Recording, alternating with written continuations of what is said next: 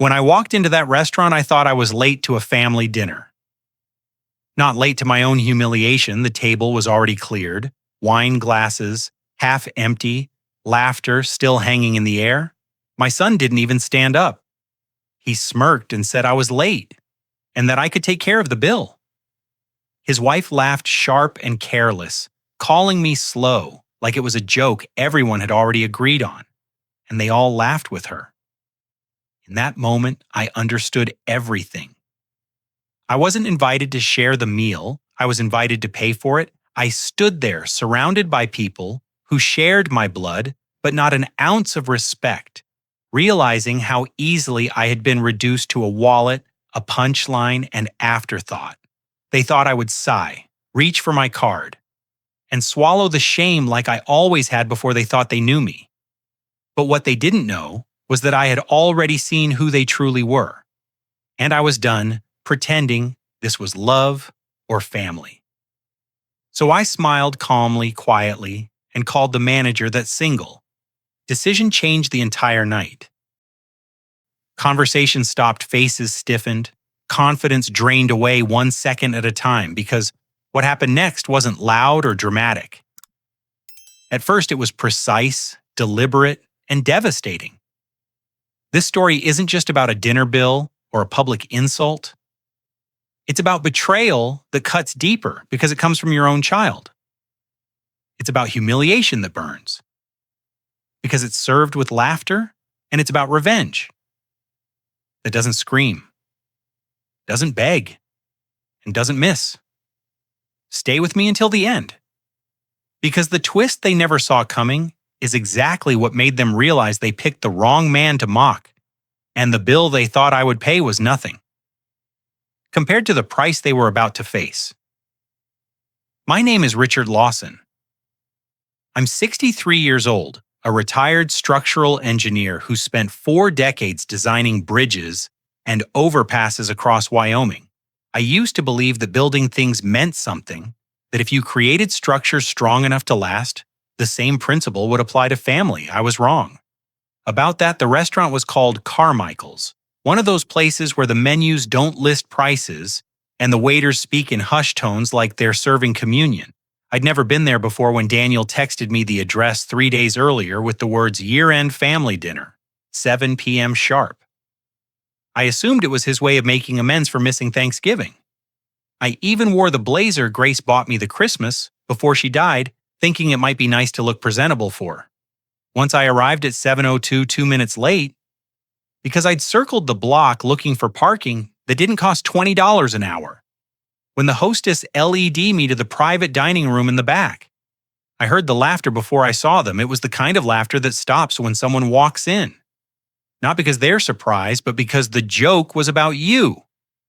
The table was cluttered with empty plates, steak bones, picked clean lobster shells, cracked open wine glasses still holding the last red swirls of something expensive. They'd already finished eating all of them. My son Daniel sat at the far end, his napkin folded neatly beside a dessert plate smeared with chocolate. His wife Evelyn didn't even look up from her phone. When I approached her parents, Thomas and Linda Carter occupied the head of the table like visiting royalty, their posture radiating the particular smugness of people who believe they've earned everything they have. Dad Daniel said, offering a smile that didn't reach his eyes, "You made it traffic." I said, though, there hadn't been any. Nobody stood to greet me. Nobody pulled out a chair. I found an empty seat between a busboy's cart and the wall, the only place setting without food stains. Thomas Carter swirled his wine glass and looked at me, the way you might look at a stain on expensive upholstery. "Richard, good of you to join us. We were just discussing investments. Probably not your area of expertise, but feel free to listen." Linda laughed, a sound like ice cracking. Thomas, "Don't be cruel. I'm sure Richard has his own simple pleasures. Fishing, isn't it? Or was it woodworking? Both." I said, "How quaint." She exchanged a glance with Evelyn. quick practice like they'd rehearsed it. The conversation continued around me as if I were furniture. Thomas bragged about a commercial development deal that would change the Cheyenne skyline. Linda dropped names of country club members and charity boards. Evelyn finally put down her phone long enough to mention their upcoming renovation, the new kitchen island that cost more than my first car. Daniel said nothing. He studied his water glass. Like it contained the secrets of the universe, I watched them. That's what 40 years of engineering teaches you, how to observe load-bearing points, stress fractures. The places where structures fail, Thomas's expensive watch caught the candlelight, but his shoes were scuffed at the heels. The leather cracking, Linda's jewelry was impressive. Until you noticed she kept touching her neck, adjusting the clasp of a necklace that didn't quite fit. Evelyn's designer bag sat on the table, but the stitching on the handle was fraying. The bill arrived in a leather folder placed deliberately in the center of the table. Nobody reached for it. Finally, Daniel cleared his throat and slid it toward me with an awkward laugh. "You don't mind, do you, Dad? Since you missed the meal anyway?" I opened the folder. $847 for a dinner. I hadn't eaten at a restaurant I hadn't chosen with people who hadn't wanted me there. I placed my card on the folder without a word. The waiter took it with a look. I recognized the quiet sympathy of someone who understands humiliation, but can't intervene when he returned with the receipt. I signed my name slowly, carefully, and that's when I saw it. Evelyn was watching me, not with the contempt I'd grown accustomed to, but with something sharper. Her eyes moved from my face to my hand to the card I was tucking back into my wallet. She wasn't just insulting me, I realized she was measuring me. I drove home that night with the image of Evelyn's eyes burned into my mind. Not contempt, calculation. The distinction kept nagging at me like a loose thread I couldn't stop pulling. By the time I pulled into my driveway, the thread had begun to unravel something I wasn't prepared to see. The house was dark except for the porch light I'd left on out of habit. Grace used to tease me about that, leaving lights on for nobody, as if I expected her to come home late from one of her book club meetings, 5 years since she passed, and I still couldn't break the habit. I sat in my truck for a long moment, engine off, replaying the evening frame by frame like an engineer reviewing footage of a structural failure. The inconsistencies surfaced slowly at first, then all at once. Daniel had texted me at 4:15 that afternoon dinner, at 7 Carmichael's, don't be late. But when I scrolled up through my messages, I found another text from 3 days earlier, this one from Evelyn family dinner, Sunday 6:30 p.m. Thomas made reservations, 6:30, not 7. I'd seen Daniel's message first and assumed it was the correct time. I never thought to cross-reference. The reservation was under Thomas's name, not Daniel's. My son hadn't organized anything. He'd been a guest at his own father-in-law's table, just like me. Except he'd known when to arrive, and this year end dinner. When did that become a tradition? Grace and I never did anything like it. Daniel and I had always celebrated New Year's Eve together. Just the two of us with takeout and a movie after she died, this formal gathering, this expensive restaurant, these people who'd never shown interest in spending time with me before. None of it fit the pattern of our family. Because it wasn't our family, it was theirs. I went inside and poured myself 2 fingers of bourbon. Something I rarely did anymore. The kitchen was quiet except for the hum of the refrigerator. On the wall hung a photograph from Daniel and Evelyn's wedding. 7 years ago now, at that vineyard in California that cost more than my truck, Grace had insisted we pay for half. He's our only son. She'd said we want to give him a good start looking at the photo. Now I remembered something I'd buried for years. Grace standing beside me during the reception, watching Evelyn chat with her mother near the cake table. Both women had been smiling at Daniel, with identical expressions appraising satisfied like collectors who just acquired a valuable piece, that girl watches you like you're a wallet, not a father. Grace had whispered. I'd laughed it off. Told her she was being overprotective. Evelyn was young, ambitious. Wasn't that what we wanted for Daniel? Someone who would push him to succeed, but Grace hadn't laughed. She just squeezed my hand and said nothing more. I remembered something else from that night. Linda Carter's toast. She'd stood up with her champagne glass, raised her voice, carrying that performative warmth that never quite reached her eyes, to my beautiful daughter and her wonderful husband. She'd said, "May your partnership be everything you dreamed of. After all, marriage is the best investment a woman can make." The guests had chuckled politely. I'd assumed it was a joke. Now sitting alone in my kitchen 7 years later, I wasn't so sure. I pulled out a notebook, the same kind I'd used for decades of engineering calculations, and began writing not numbers this time. Incidents. Last Thanksgiving, Evelyn had called me the morning of the holiday, her voice bright with false apology. "Oh, Richard, I completely forgot to mention we're doing dinner at my parents' place this year. You're welcome to come, of course. But I know it's last minute." I'd spent Thanksgiving alone, eating a turkey sandwich and watching football. Daniel's fishing trips, we used to go every spring, just the two of us, up to Yellowstone 3 years running. Now he'd canceled work emergencies, Evelyn's schedule conflicts, the kids. Except Daniel and Evelyn didn't have kids, so that excuse never even made sense. The loans, $2, 0 for a temporary cash flow issue. 18 months ago, another 15 for unexpected car repairs last spring, $1. 6 months ago, for reasons Daniel never fully explained, all promised to be repaid next month. None of them ever were. I'd stopped asking because I didn't want to seem like the kind of father who kept score. But someone had been keeping score, just not me. I stared at the list in my notebook, the pattern emerging like cracks in a foundation. Each incident had tested something specific. Would I make a fuss about Thanksgiving? Number. Would I push back on the fishing trips? Number. Would I demand my money back? Num. Would I pay a $900 dinner? Bill without complaint. Num.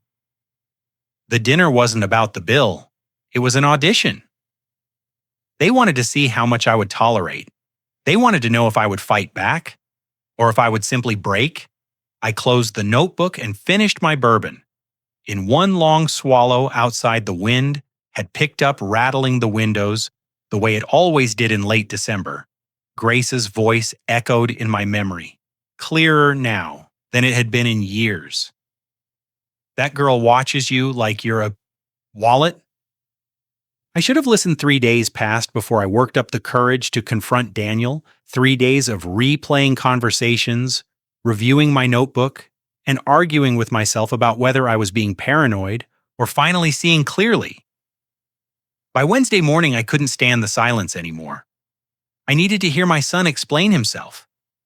I needed to understand how the boy who once held my hand at his mother's funeral had become a man who could slide a $900 bill across a table without flinching. Their house sat in one of those new developments on the east side of town. Identical beige structures with identical landscaping, the kind of neighborhood where everyone's lawn looks the same because the HOA demands it. I'd helped with the down payment 4 years ago. Another loan that was never repaid, though. I'd stopped counting those. I barely had time to knock before the door swung open. Evelyn stood there in yoga pants and a cashmere sweater. Her smile so bright it nearly blinded me. "Dad, what?" A surprise, she stepped forward as if to hug me. Then thought better of it. "Daniel didn't mention you were coming. He didn't know well. Come in, come in."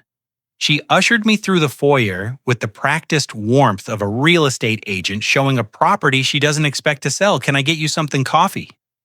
Water? We have that sparkling kind you like." I'd never told her. I liked sparkling water. I'm fine. "Is Daniel here?" "He's in the garage tinkering with something or other." "You know how he is." She laughed a sound like wind chimes made of glass. "I'll let him know you're here." But before she could move, Daniel appeared in the hallway behind her. He was wearing an old flannel shirt I recognized from a decade ago. His hair uncombed his face, carrying the particular exhaustion of someone who hasn't been sleeping well when he saw me. Something flickered across his expression. Surprise, yes. But something else, too.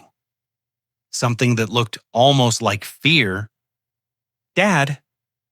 He glanced at Evelyn. Everything okay? I wanted. To talk about Sunday. The silence that followed lasted only a second, but it stretched like a rubber band about to snap.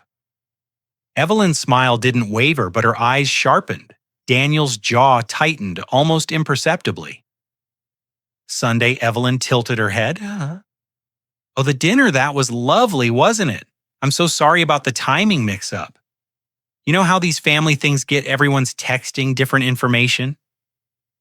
It was just a misunderstanding, Daniel added, his voice flat. You know how these things happen?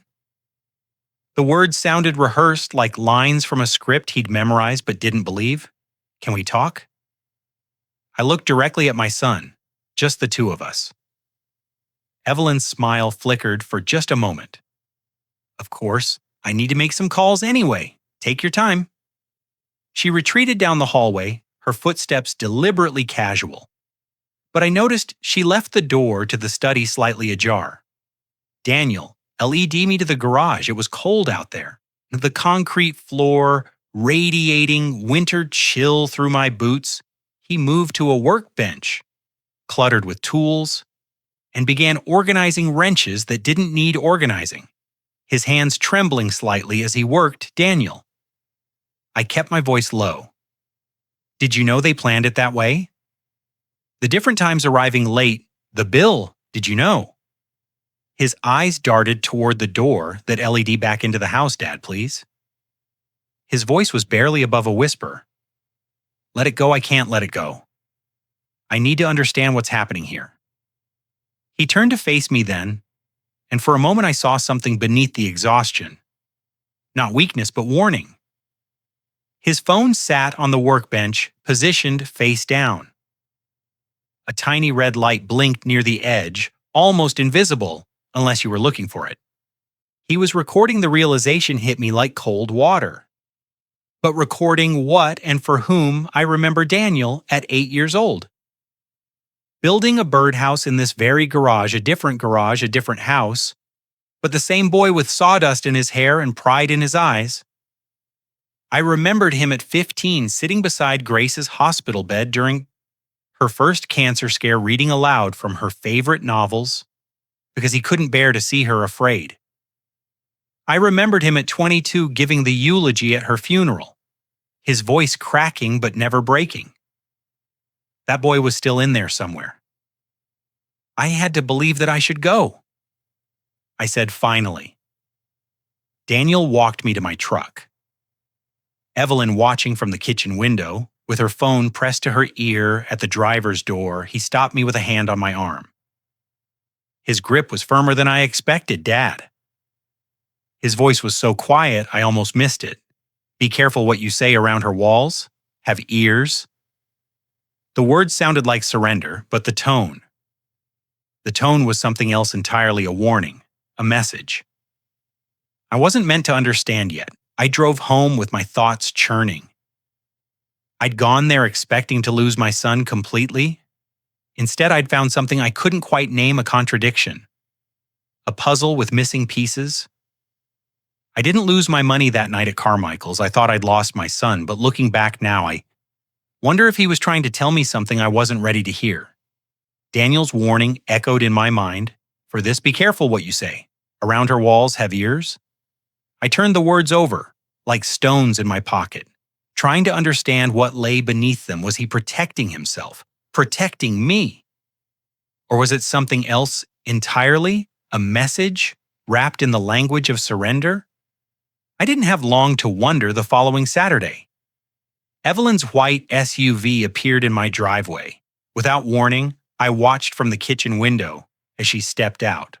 Smoothing her coat and checking her reflection in the side mirror, She carried a leather folder under one arm, the kind lawyers use for important documents. My stomach tightened. Whatever this was, it wasn't a social call. I opened the door before she could knock Richard. She beamed as if we were old friends reuniting after years apart.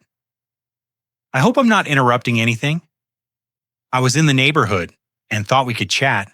She'd never been in the neighborhood in the 5 years since Grace died. My house sat on 3 acres outside town, surrounded by nothing but farmland and silence.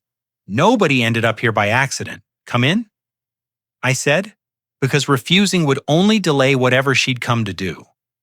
She settled onto the couch Grace had picked out 20 years ago, crossing her legs, and placing the leather folder on the coffee table between us. Her movements were precise, rehearsed, like an actress hitting her marks. I've been thinking about family. She began, her voice warm, with manufactured sincerity, about unity, about how important it is for generations to support each other, especially in uncertain times. Uncertain times. I repeated, you know how it is. The economy, the markets, all that unpredictability. She waved a manicured hand. Daniel and I have been discussing the future. Your future specifically. We want to make sure you're protected. Protected from what she laughed, a sound designed to disarm. From bureaucracy, mostly estate planning can be such a nightmare when it's not. Handled properly, probate courts, inheritance taxes, all those horrible delays. She leaned forward, lowering her voice, as if sharing a secret. We thought it might make sense to add Daniel and me to the deed of your house. Just for planning purposes, a lawyer friend of mine can handle everything quickly and quietly. No fuss, no expense to you. There it was.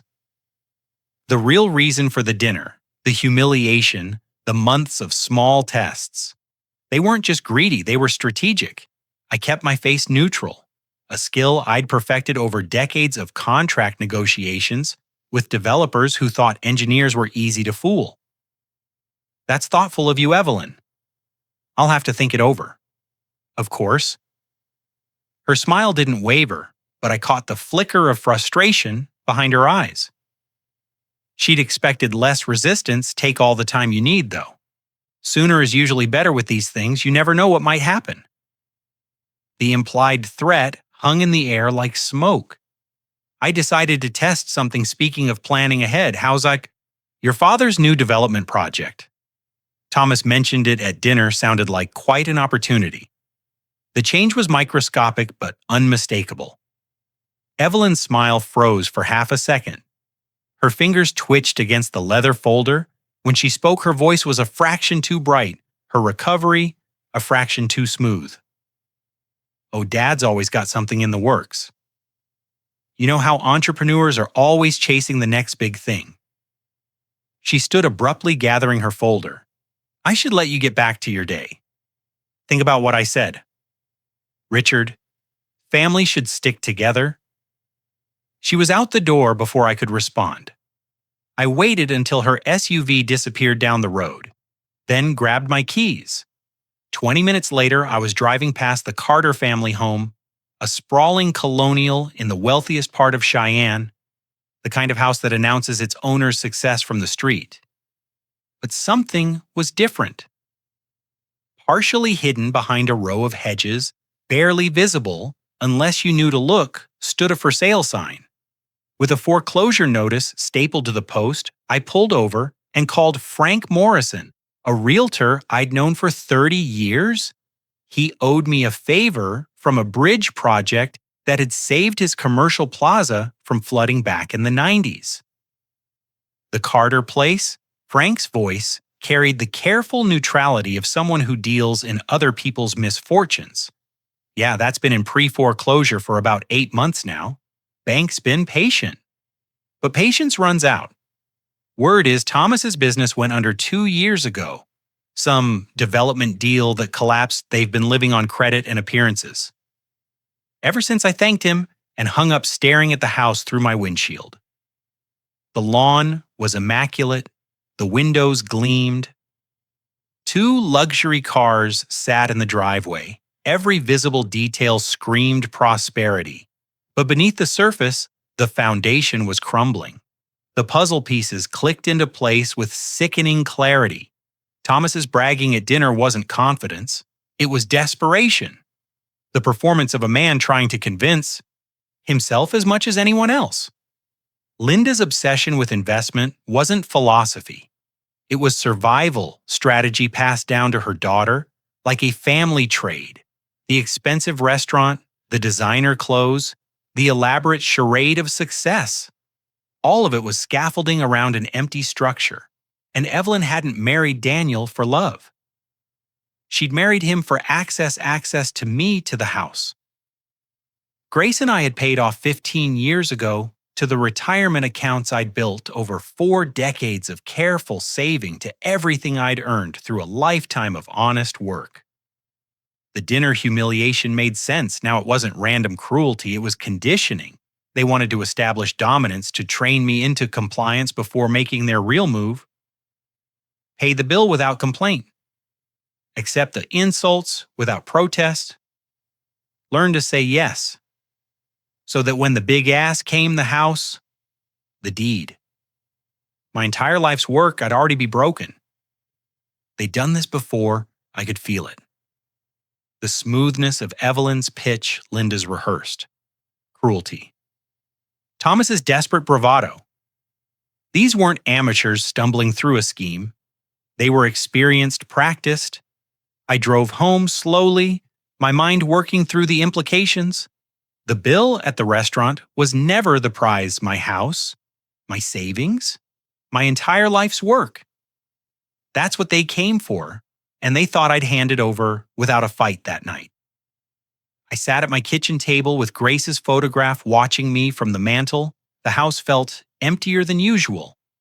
The silence heavier. I'd spent 40 years solving structural problems, calculating loads, identifying stress points, designing solutions that would hold under pressure. But this wasn't a bridge or an overpass.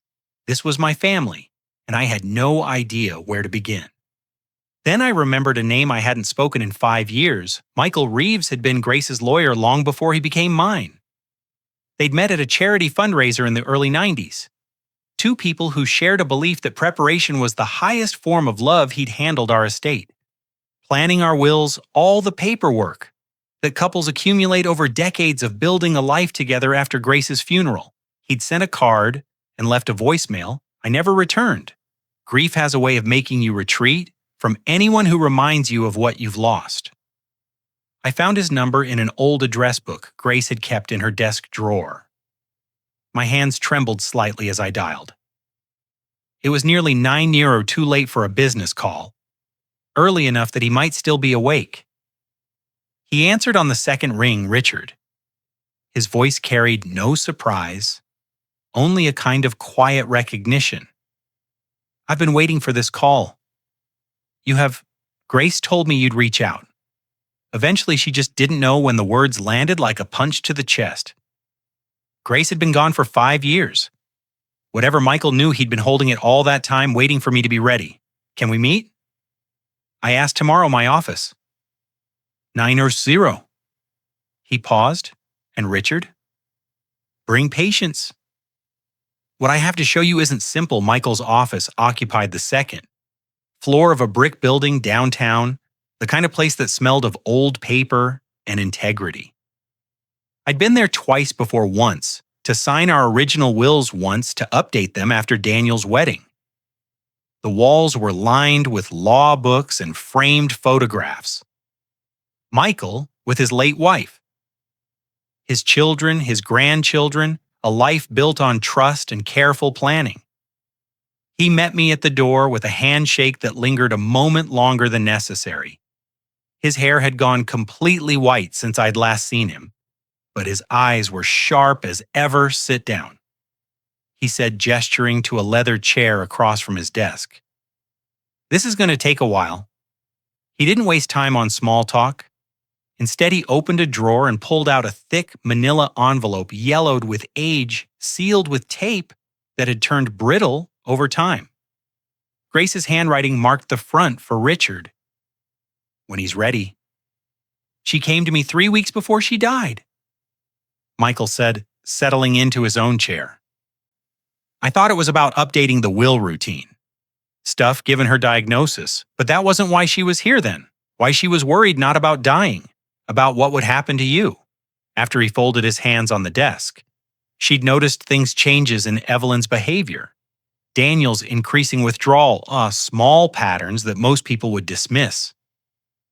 But Grace wasn't. Most people know she wasn't. Grace had always seen what others missed. It was one of the things I'd loved most about her, and one of the things I'd most often ignored. She told me something I've never forgotten. Michael continued, she said, when Richard is ready to fight, give him the tools, not before hope should always come before war. He tapped the envelope. This is what she left you, but I'm not allowed to give you everything yet. What do you mean? Not allowed. Grace set conditions, triggers that had to be met before certain documents could be released. She didn't want you to go to war prematurely. She wanted you to have a chance to be wrong about them, to give Daniel a chance to choose the right side. I stared at the envelope, my throat tight, even from beyond the grave. Grace was protecting me, protecting Daniel, trying to preserve something that might already be beyond saving what's in there. Michael leaned back the basics. I can tell you Grace created a living trust with provisions I've never seen before in 30 years of practice.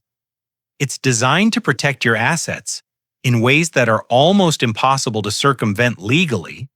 There's also a file of documentation records, observations, things she noticed and wrote down.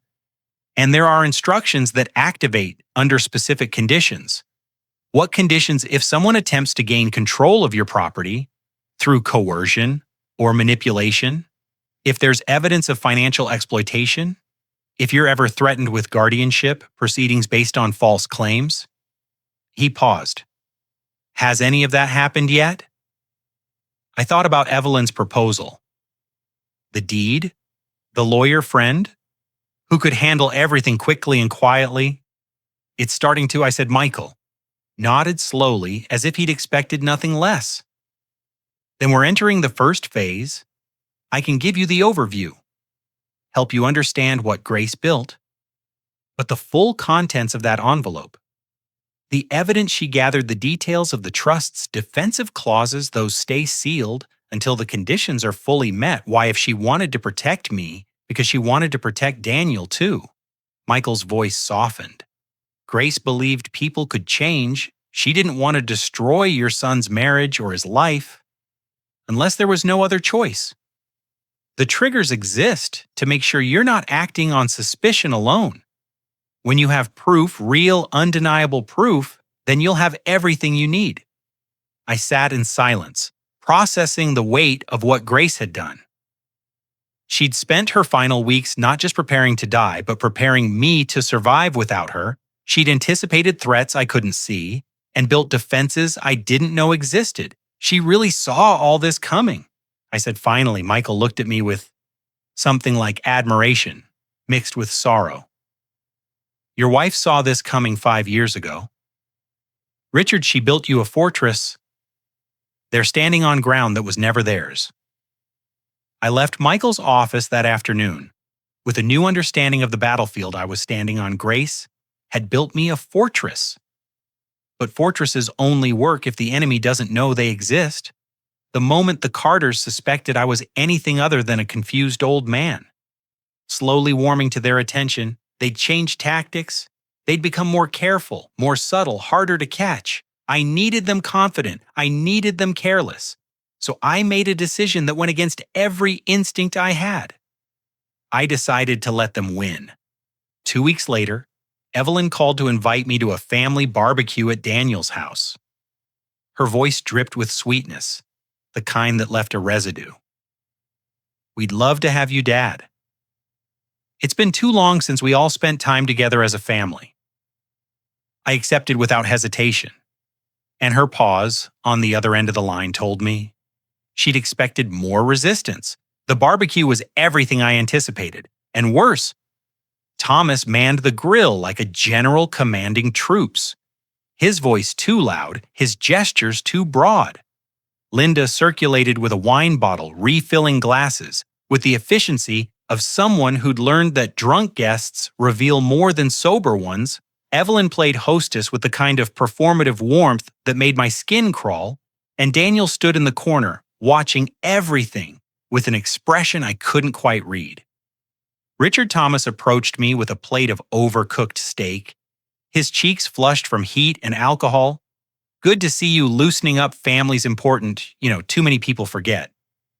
That these days, I'm starting to remember." I said he clapped me on the shoulder hard enough to make me stumble. "That's the spirit." Finally showing some family spirit. He lowered his voice conspiratorially.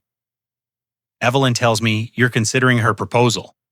Smart man, very smart. No point letting the government take half of everything when you're gone, right?" I nodded and said nothing. He seemed to take my silence as agreement. Linda appeared at my elbow with a glass of red wine, her smile so wide it looked painful. "Richard, I'm so glad we're getting past all that awkwardness. Families should support each other." She pressed the glass into my hand with a look of triumph. She didn't bother to hide to new beginnings. I raised the glass and pretended to drink as the afternoon wore on. Evelyn's confidence grew like a weed in fertile soil.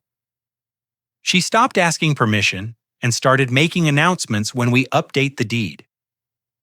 "We should have our lawyer look at the whole estate plan," she told Daniel with an earshot of, "Me, Dad's setup is probably outdated anyway." She discussed renovation ideas for my house. My house, as if I weren't sitting 10 feet away. That back porch would make a gorgeous sunroom, and the kitchen's too small. When we're all living closer together, we'll need more space for entertaining. I watched Daniel's jaw tighten. Each time she spoke, his hands gripped his soda can so hard the aluminum crinkled, but he said nothing. His silence could have been complicity. It could have been something else entirely. I thought about his phone face down on the workbench, the tiny red light blinking. I played my role perfectly. I asked Thomas about his business ventures, nodding along as he spun elaborate tales of deals in progress and investors lining up. But I noticed how he drank steadily, desperately, the way men drink when they're trying to drown something halfway through his third beer. His complaints slipped out like secrets. "Ungrateful investors," he muttered. "You build something from nothing, and they want guarantees. Nobody understands risk anymore." Linda excused herself to make a phone call. Stepping inside with her cell phone pressed to her ear through the window. I watched her pace the kitchen, her face growing paler with each passing minute. When she returned, her smile was intact, but her hands were shaking. She poured herself a generous glass of wine and drank half of it in one swallow. Evelyn checked her phone constantly throughout the afternoon, not for messages, but for something else, her banking app. I realized, watching the familiar swipe pattern, each time she looked at the screen, her smile faltered for just a moment before she recovered. The performance of prosperity was cracking under its own weight. These people were drowning the foreclosure sign behind the hedges. Thomas's bankrupt business, the desperate phone calls, and empty bank accounts. They were performing a play called Success for an audience of one me, the mark. The solution to all their problems, I let them believe it was working. When Evelyn cornered me near the dessert table to press her case about the deed, I rubbed my chin thoughtfully and said, "You might be right about the estate planning. Let me think on it a few more days." Her eyes lit up, like I'd handed her a winning lottery ticket. "Take all the time you need, Dad," she said, squeezing my arm. "We just want what's best for everyone." As I drove home that evening, I replayed every interaction, cataloging details the way I used to catalog stress points in bridge designs, Thomas's desperation, Linda's fear, Evelyn's barely concealed greed, and Daniel's silent in the corner, his jaw tight, and his eyes watching everything. I let them celebrate a victory they hadn't earned. Every smile I gave them was a rope they'd eventually hang themselves with. They just didn't know it yet. 3 nights after the barbecue, I was sitting in my living room reading a biography of a bridge engineer I'd admired since college when headlights swept across my front windows. It was past 11, too late for visitors, too early for emergencies. I set down the book and moved to the window, my hand instinctively reaching for the baseball bat I kept by the door. Daniel's car sat in my driveway engine, still running headlights cutting through the darkness. He stepped out alone, his movements jerky, and rushed and crossed to my porch without bothering to lock the vehicle behind him. When I opened the door, I barely recognized him. His face was pale, his eyes red, rimmed his hair uncombed as if he'd driven here straight from bed. "Dad." His voice cracked on the single syllable. "We need to talk." "Not here somewhere. She can't hear." I didn't ask questions. I grabbed my jacket and followed him to the car. We drove in silence for 20 minutes past the edge of town and into the empty darkness of rural Wyoming. Daniel's hands gripped the steering wheel so tight his knuckles had gone white every few seconds. He checked the rearview mirror, watching for headlights that never appeared. He finally pulled into the parking lot of a truck stop diner I hadn't visited in years. The kind of place where the coffee is burned and nobody asks questions at this hour. Only 2 other cars sat in the lot, long haul, truckers grabbing a late meal before pushing on. We took a booth in the corner far from the windows. Daniel ordered coffee with hands that trembled so badly he spilled half of it, trying to add sugar he didn't drink. He just wrapped his fingers around the mug like he needed something to hold on to. "Dad, I need you to understand something." He finally met my eyes, and I saw something there I hadn't seen since he was a boy. Vulnerability, raw and unguarded. "I'm not who you think I am. I'm not who she thinks I am either." Tell me he took a shaky breath since the dinner? Since that night at Carmichael's, I've been recording her every conversation I could capture. Phone calls, arguments, the plans she discusses with her parents. He reached into his jacket pocket and pulled out a small USB drive, setting it on the table between us. "It's all on here, months of evidence." I stared at the drive, trying to process what he was saying. Months. But the dinner was only the recording started after the dinner, but my suspicions, those go back further. Daniel's voice steadied slightly, as if confessing was lifting a weight he'd carried too long 6 months ago. I found a bank statement sheet hidden transfers to an account I'd never seen. When I traced it, the money was going to her parents, thousands of dollars. "Dad, our savings funneled out in small amounts." She thought I wouldn't notice. My jaw tightened. "Go on." I started paying attention after that. Really paying attention. I found documents in her desk drawer, papers with my signature on them that I'd never signed, authorizations for things I'd never agreed to. And then I found the emails. He paused, swallowing hard. "She's been communicating with a lawyer, not a family lawyer, someone who specializes in guardianship cases. They've been discussing options for having you declared mentally incompetent." The words hit me like a physical blow. Even though Michael had already warned me this was coming, hearing it from Daniel, seeing the shame and anger warring in his eyes, made it real in a way it hadn't been before. "She's planning to have you declared incompetent." Daniel continued the dinner. "The insults, the way they've been treating you. It's all designed to create a narrative, the confused old man who can't manage his affairs. The paranoid father who needs protection from himself. Once they get guardianship, they'll have access to everything. Your house, your accounts, your entire life. And you've been recording all of this every chance I got. Phone in my pocket, during dinner, tablet, hidden in the bedroom during her calls with her mother, the barbecue."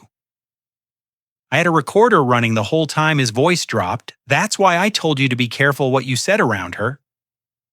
I needed you to play along without knowing why. If you'd confronted her, if you'd given any sign that we were on to her, she'd have destroyed everything. Before I could gather enough proof, I thought about the barbecue Daniel in the corner, jaw tight, saying nothing. While Evelyn made plans for my property, I'd interpreted his silence as weakness or worse, complicity, but he'd been recording, documenting, building a case. I know you thought I betrayed you. His eyes glistened in the harsh diner lights. I needed her to think that too. If she suspected for even a second that I was against her, she'd have covered her tracks. She's smart, Dad? Smarter than people give her credit. For the only way to catch her was to let her believe she'd already won the waitress. Drifted by to refill our coffee. Neither of us touched it. Why didn't you come to me sooner? I asked when she was gone because I needed to be sure Daniel's voice cracked again. For 7 years, I've been married to this woman. I thought I loved her. I thought she loved me. Finding out the truth. It didn't happen all at once. It came in pieces, each one worse than the last. I kept hoping I was wrong. Kept hoping there was some explanation that would make it all make sense.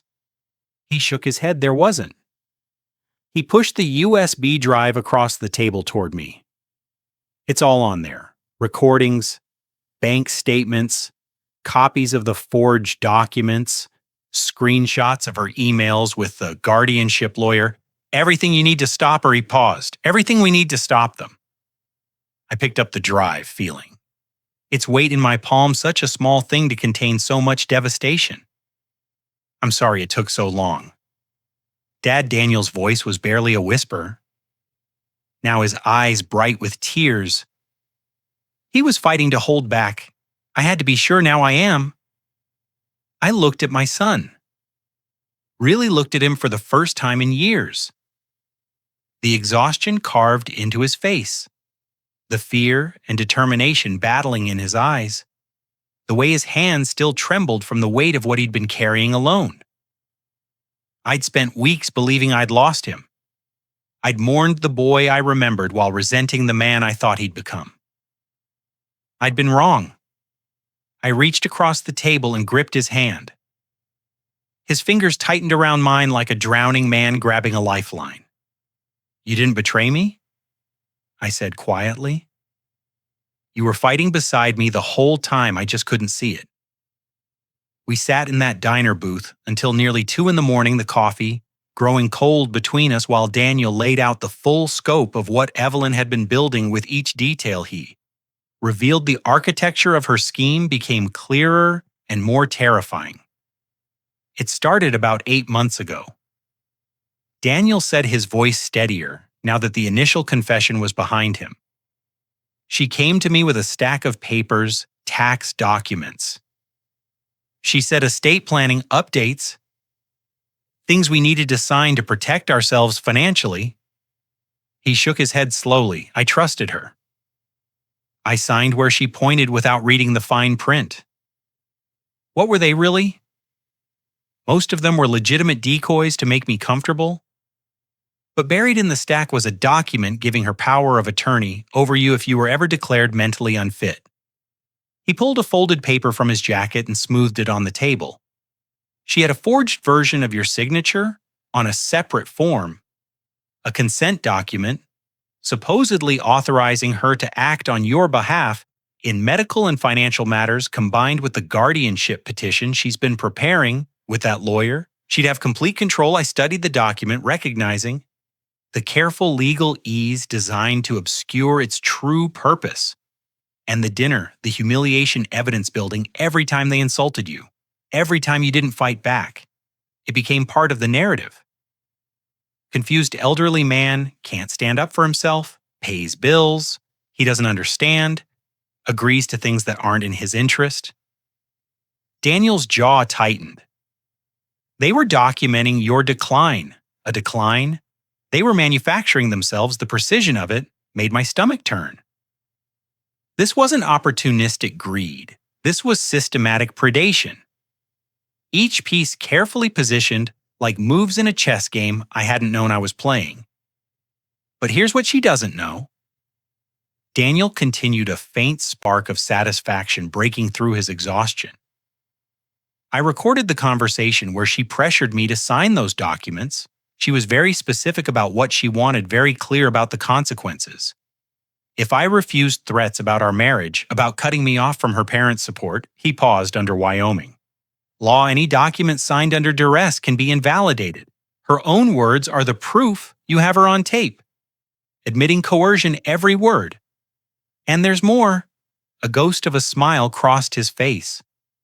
When I filed the power of attorney documents with the county, I made some mistakes, accidentally used the wrong form number, forgot to include a required witness signature, transposed digits in the filing fee.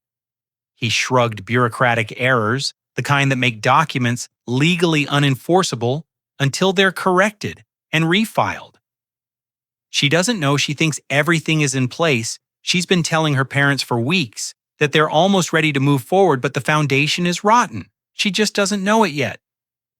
I leaned back in the booth, processing the implications. Daniel hadn't just been gathering evidence, he'd been actively sabotaging Evelyn's scheme from within, playing the role of the compliant husband while systematically dismantling her legal framework. What do we do now? I asked Daniels. Expression sobered. That's the hard part. We can't expose her yet. Everything I have. The recordings, the documents, the proof of her communications with the guardianship lawyer, it's enough to defend you if she makes her move. But it's not enough to destroy her completely. She could claim the recordings were taken out of context. She could say the forged signatures were honest mistakes. A good lawyer could create enough doubt to keep her out of serious trouble. So we need more. We need her to make one more move, something undeniable, something witnessed by people who aren't family, who don't have a stake in the outcome. Daniel folded his hands on the table. Michael and I have been talking. He's preparing the legal counterattack, but timing is everything. If we move too soon, she'll slip away. If we wait too long, she might find another angle. We haven't anticipated. The mention of Michael surprised me. You've been in contact with him since last week. Mom's letter, the one she left with him, it mentioned me by name. She wanted me to have a chance to choose the right side. His voice thickened. Michael reached out after you visited his office. He needed to know whose side I was really on. Grace, even now 5 years gone, she was still orchestrating from beyond the grave, still protecting both of us. What's my role? I asked the hardest one. Daniel met my eyes. You have to keep playing the confused old man, agreeable, compliant, gradually warming to their attention. If they suspect for even a second that you're onto them, Evelyn will pivot. She'll find another way. Something we haven't prepared for. He reached across the table and gripped my arm. I know it's humiliating. I know it goes against everything in you. But we're close, Dad. We just need her to take one more step. I thought about the barbecue. Thomas's desperate bragging, Linda's panicked phone calls, Evelyn's constant checking of her bank account. They were drowning, and they believed I was their lifeline the moment they grabbed for it, really grabbed in a way that couldn't be denied or explained away. We'd have them how long? Weeks, maybe. She's getting impatient. Her parents are pressuring her. The foreclosure on their house is moving forward, and they need money. Fast Daniel's smile was grim. Desperate. People make mistakes. We just have to be ready when she makes hers. We drove back to my house as the first gray light of dawn crept over the horizon. Daniel dropped me at the end of my driveway, unwilling to risk his car being seen there at this hour. I'll be in touch, he said through the open window. Through Michael not directly assume everything at our house is being monitored. I nodded and watched him drive away. the tail lights disappearing into the morning mist. One signature would have stolen everything: my home, my savings, my autonomy. But the person Evelyn trusted most had been dismantling her plan from the inside now. We just needed her to take one more step into the trap she'd built for me 2 weeks past in careful silence. I played my role, the agreeable. Old man, the compliant father, slowly warming to his family's attention. But behind the performance, I was preparing Michael, and I met twice more, refining the legal counterattack. Daniel fed me updates through encrypted messages, each one painting a clearer picture of Evelyn's growing impatience. The Carters were running out of time. Their foreclosure was accelerating. They needed my money, and they needed it now. It was time to force their hand on a Tuesday morning. I drove to First Wyoming Bank and closed the joint account I'd shared with Daniel for the past 6 years. The account had been opened as an emergency fund, a way for Daniel to access money quickly. If something happened to me over time, it had become something else. A pipeline Evelyn used to funnel funds to her parents without leaving obvious traces. The balance was just over $12. 00. I transferred every cent to a new account at a different bank, one where no name but mine appeared on the paperwork. That afternoon, I called my insurance company and canceled the automatic payments for Daniel's car insurance. I'd been covering it temporarily for 3 years, ever since Evelyn convinced Daniel that consolidating their expenses would save money, another small leak in the dam. I'd finally decided to plug the final move was the most deliberate. I waited until Evelyn called that evening, with her usual sweetness, asking if I'd had a chance to think more about the property proposal I've been meaning to talk to you about. That I said, keeping my voice mild.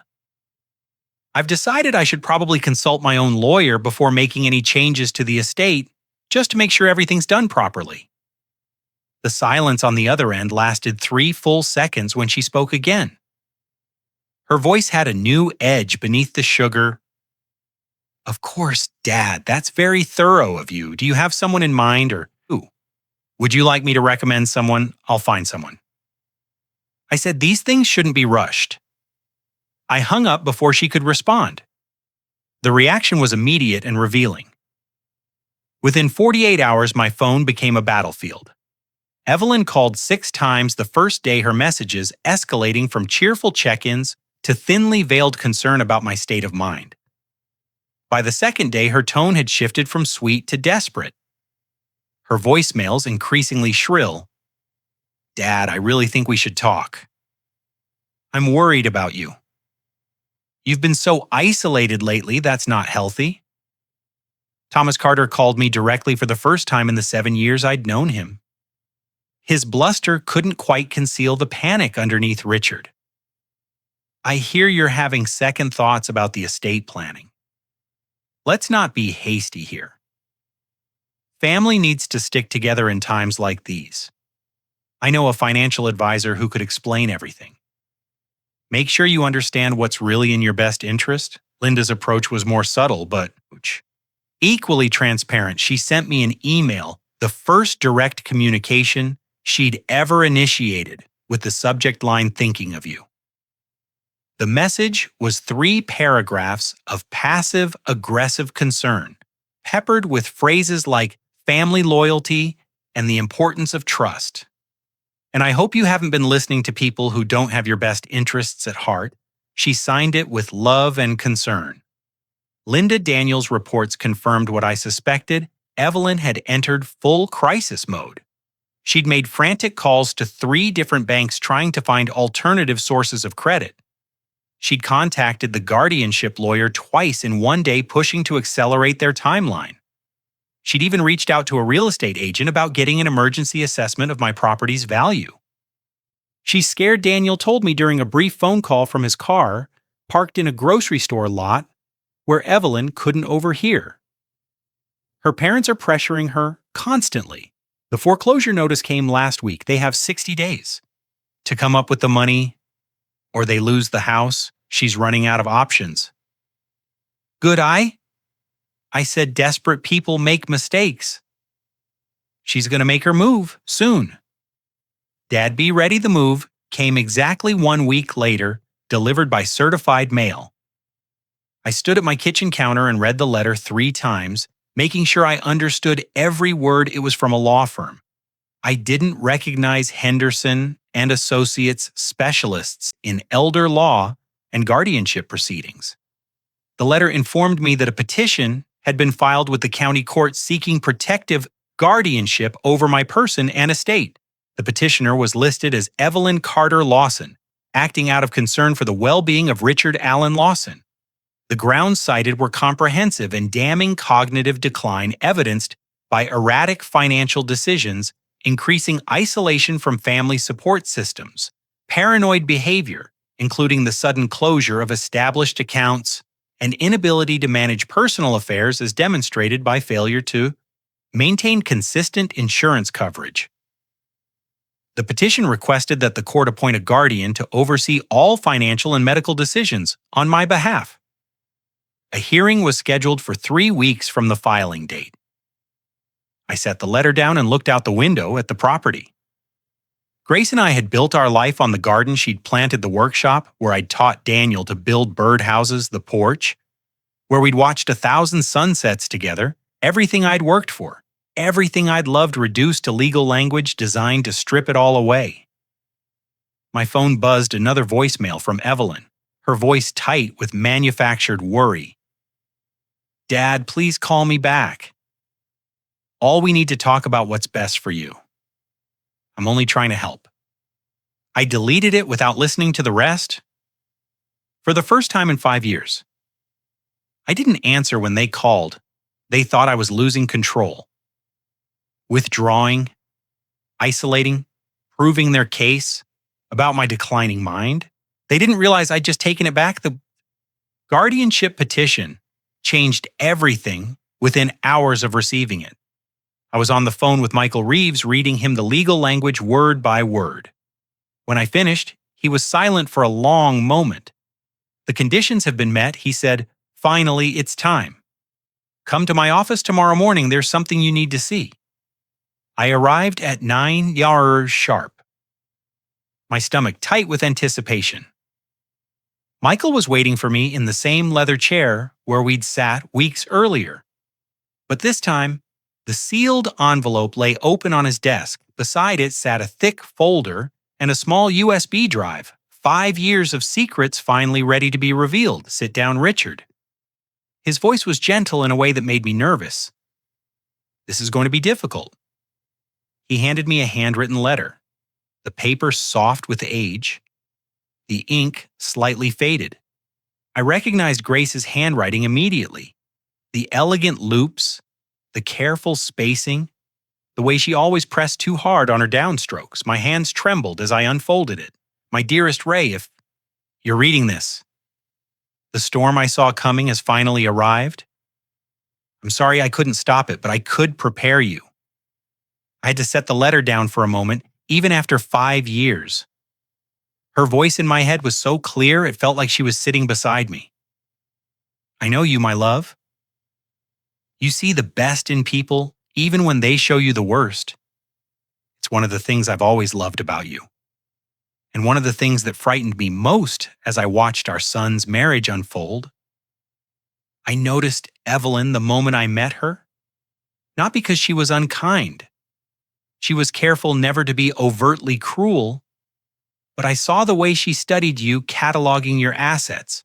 Before she learned your name at the wedding reception, while everyone else was dancing, I watched her examine our financial documents on Daniel's laptop. She thought no one was paying attention. The letter continued for 2 more pages, each paragraph revealing another observation. I'd missed. Grace had watched Linda coach Evelyn at family gatherings, the older woman, whispering instructions that her daughter absorbed like lessons in a trade. She'd noticed how Evelyn's warmth toward me increased whenever money was discussed and cooled whenever I mentioned anything personal. She documented small incidents, a conversation, overheard an expression, caught a pattern of behavior that painted a picture. I'd been too blind to see 6 months before I died. I hired a private investigator. I know that sounds dramatic. And perhaps it was. But I needed to know if my suspicions were justified or if illness was making me paranoid.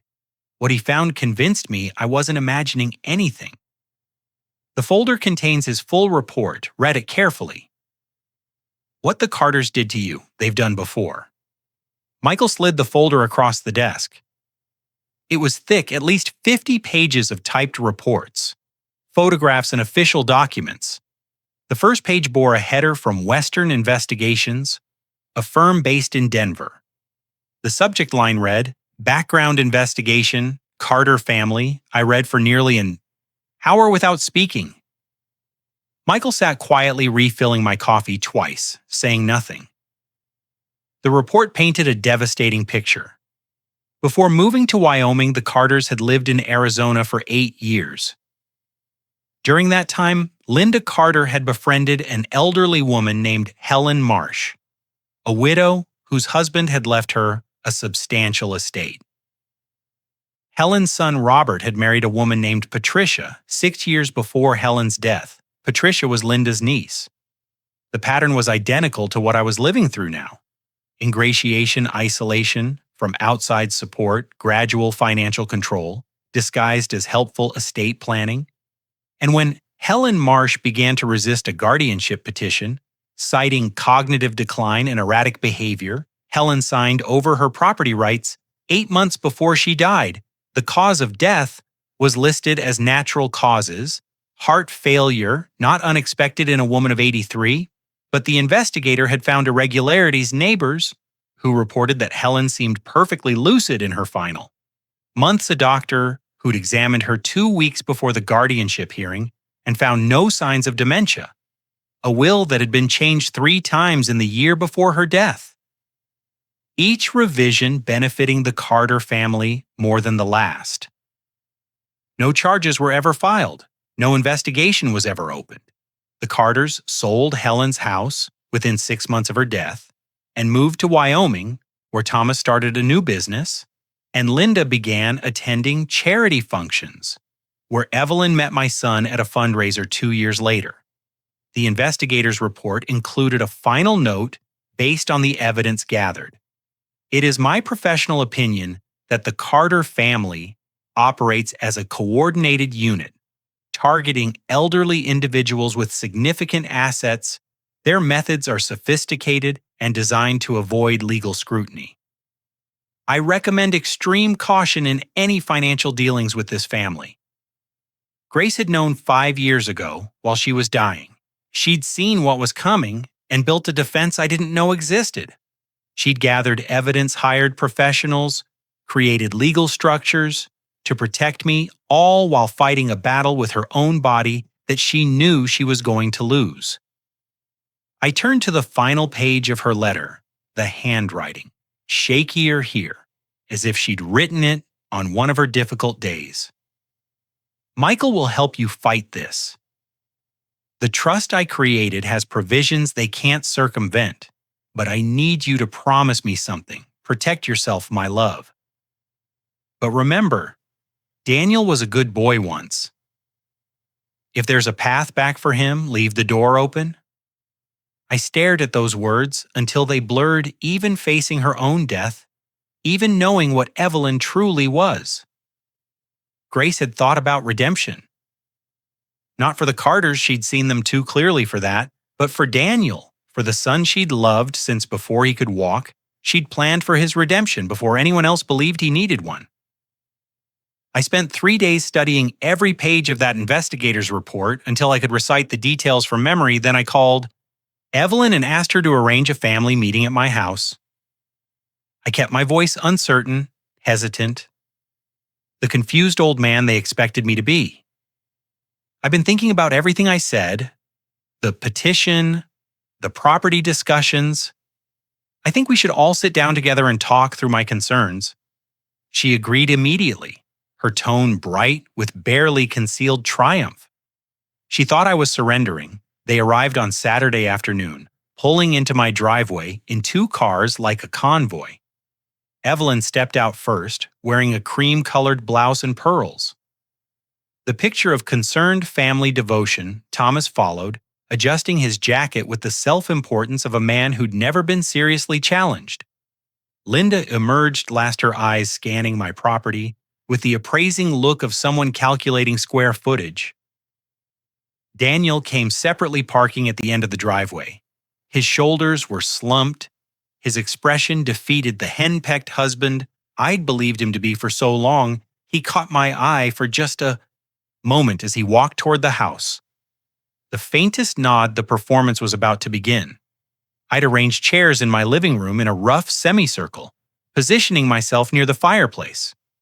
With my back to Grace's photograph, the investigator's report sat in a folder on the end table beside me, hidden beneath a copy of Field and Stream magazine. "Thank you all for coming," I said once everyone had settled. "I know things have been tense lately. I thought it might help. If we cleared the air, of course." Dad. Evelyn leaned forward with manufactured warmth. "We're family. We should be able to talk about anything."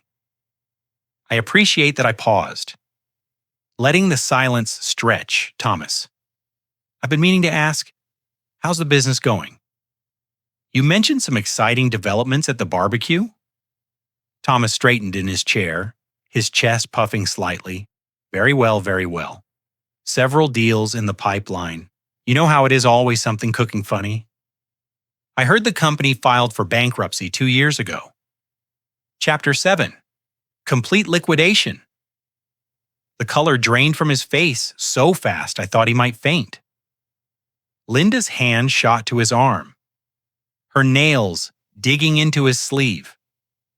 "That's where did you hear that?" "That's completely public records, Thomas. Anyone can look them up." I turned to Linda before either of them could recover. "Speaking of records, Linda, didn't you once mention a property in Phoenix?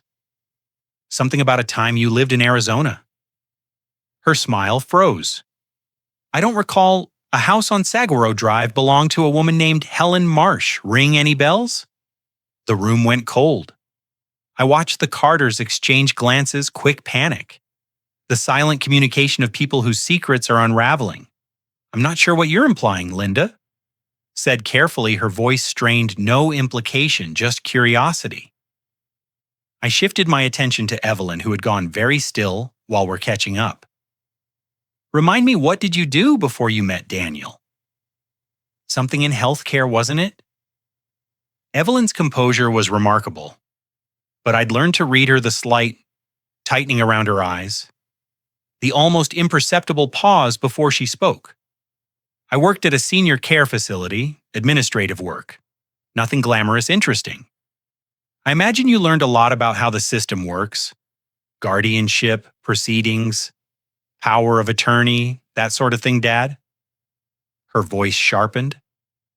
"What is this about? If you have concerns, we should discuss them openly, this kind of paranoid questioning." She gestured at her parents. "This is exactly what we've been worried about. These erratic accusations, this suspicion toward people who love you." She softened her tone with practiced ease. "It's okay to admit you need help. That's why we filed the petition. We just want to protect you." I reached for the folder beside me and removed the investigator's report. I set it on the coffee table between us.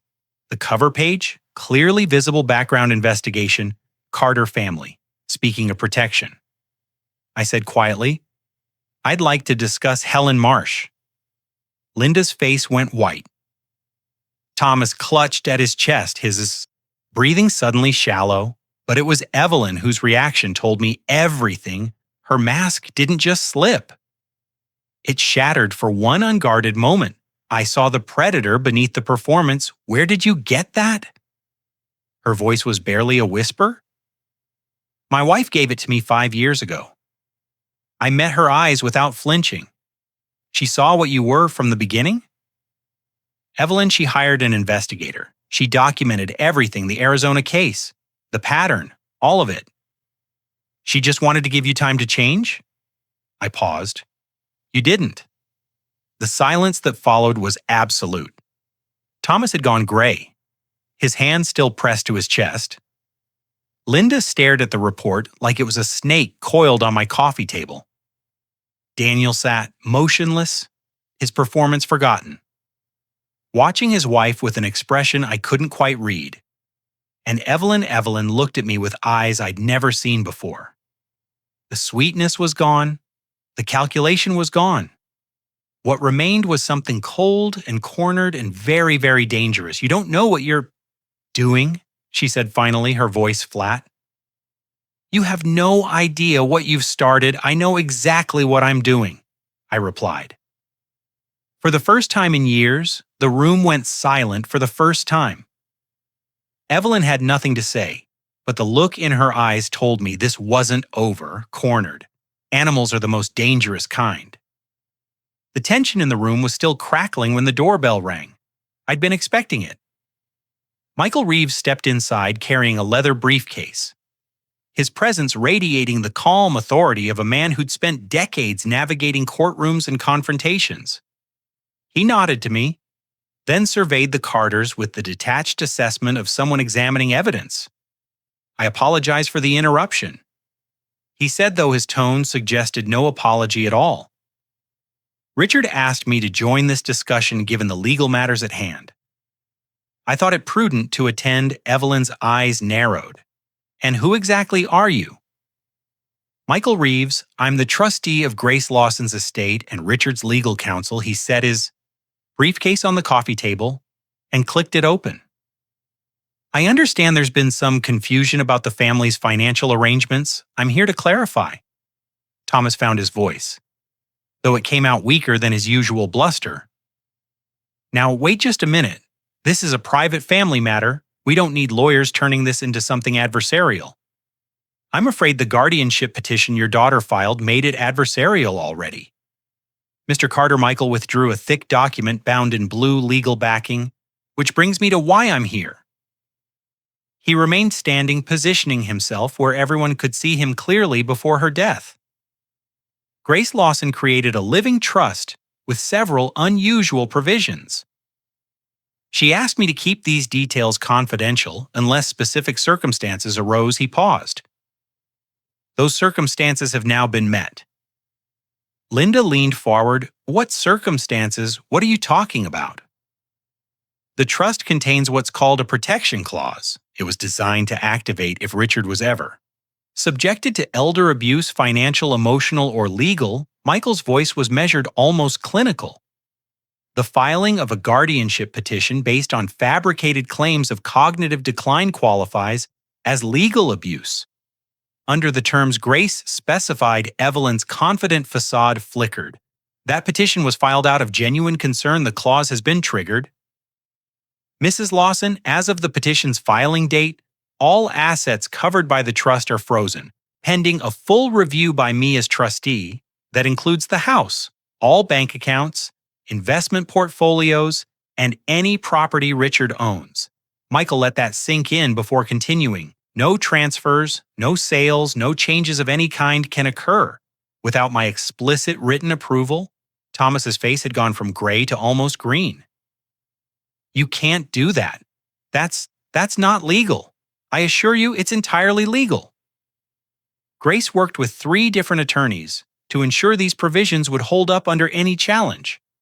Michael withdrew another document, but that's not the most significant aspect of the trust. He turned to face Evelyn directly.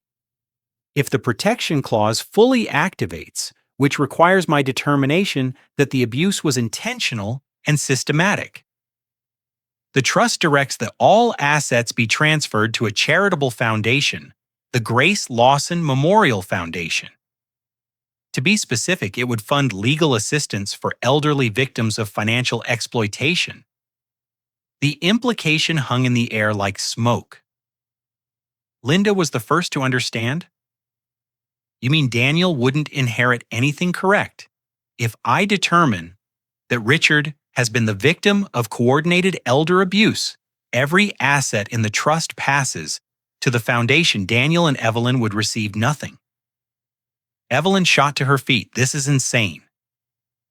Grace was dying when she wrote this. She was on medication. She wasn't thinking clearly. Any court would throw this out as the product of a confused mind. Michael smiled faintly. Grace anticipated that argument. The trust includes video testimony recorded before witnesses along with a comprehensive cognitive evaluation conducted by an independent psychiatrist 2 weeks before she passed. She was by all professional assessments completely lucid. He paused. She simply saw things others refused to see. However, Michael continued, Grace was not without mercy. The trust includes a redemption provision specifically for Daniel.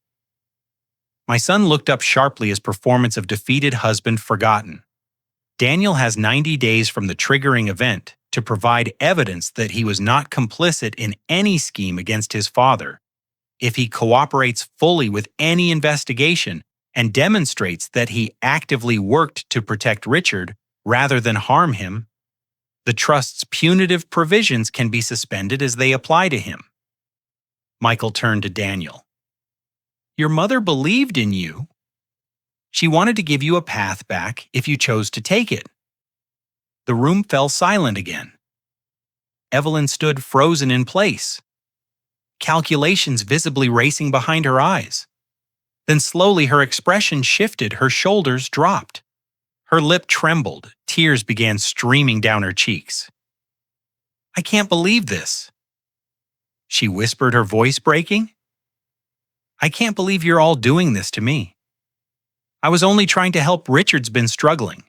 Anyone can see that I just wanted to make sure he was taken care of. She turned to me, mascara running. Dad, I love you.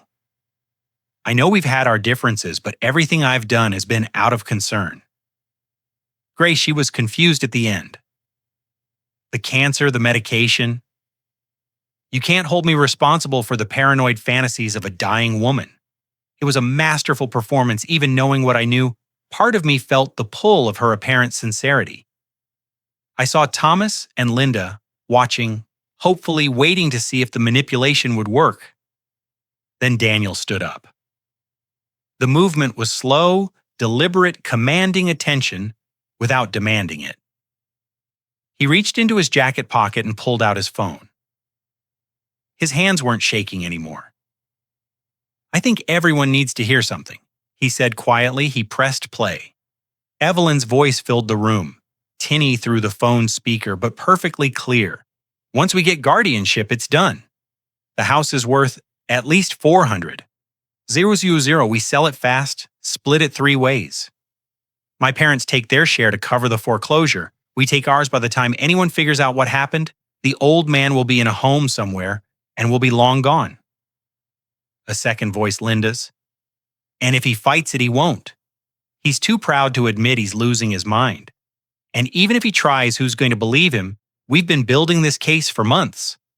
Erratic behavior, isolation, paranoid accusations. The court will see exactly what we want them to see. Daniel pressed, stopped. The silence that followed was absolute. Evelyn's face collapsed in stages, disbelief, fury. Then something I'd never seen before, fear. She looked at Daniel like she was seeing him for the first time. You recorded me. He met her eyes without flinching. I learned from the best. The recording ended, but its echo seemed to hang in the room, like a verdict for a moment. Nobody moved. Then, Thomas Carter clutched his chest and collapsed sideways on my couch, his face contorted in pain. The next hour was chaos. Linda screamed for someone to call an ambulance. Evelyn stood frozen, her tear-streaked face, now pale, with genuine fear rather than performed emotion. Daniel called 911. While I guided the paramedics through my front door, they loaded Thomas onto a stretcher oxygen mask pressed to his face and rushed him to the hospital with Linda following in her car. Evelyn tried to go with them, but Daniel stopped her at the door. You should stay, he said, his voice flat.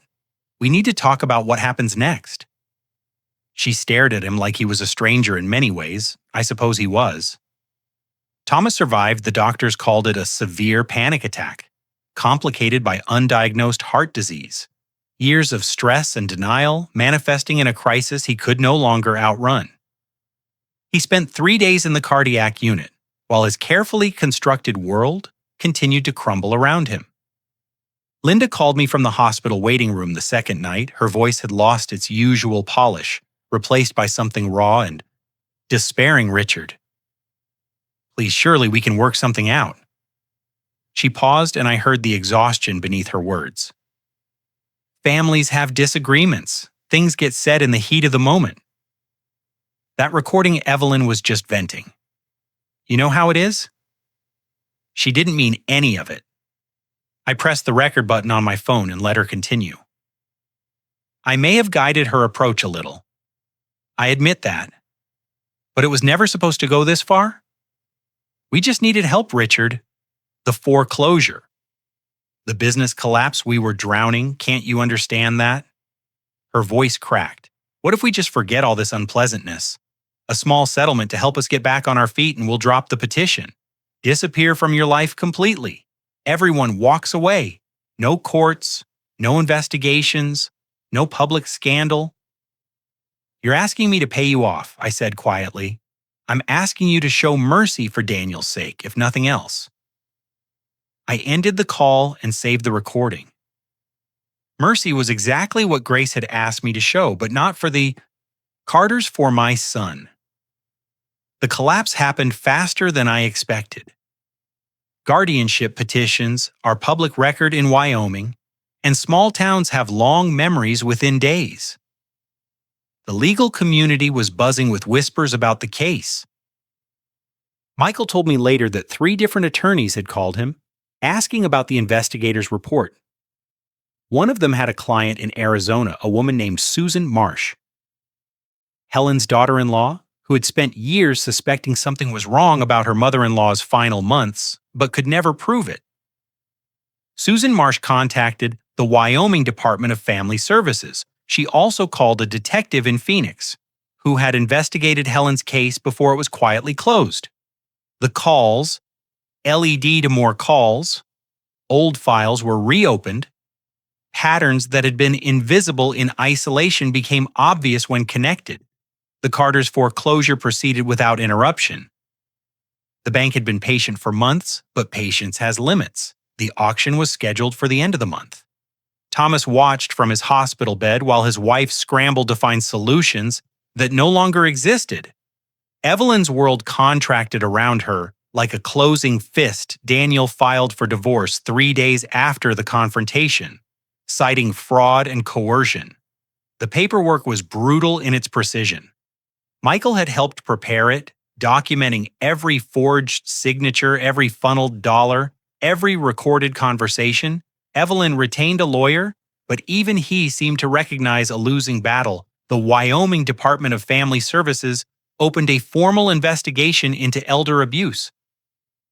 An investigator interviewed me for 2 hours, asking detailed questions about the dinner at Carmichael's, the property proposal, the guardianship petition. I showed her the evidence. Daniel had gathered the investigator's report. Grace had commissioned the recording of Linda offering a settlement in exchange for silence. She took notes without expression, but I saw the tightening around her eyes when she heard Linda's voice admitting. She'd guided Evelyn's approach. The lawyer who had prepared Evelyn's guardianship petition withdrew from the case.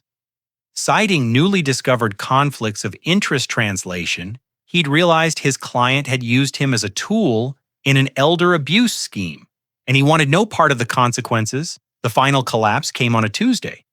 Afternoon, Evelyn called Daniel. I learned this later, begging him to intervene.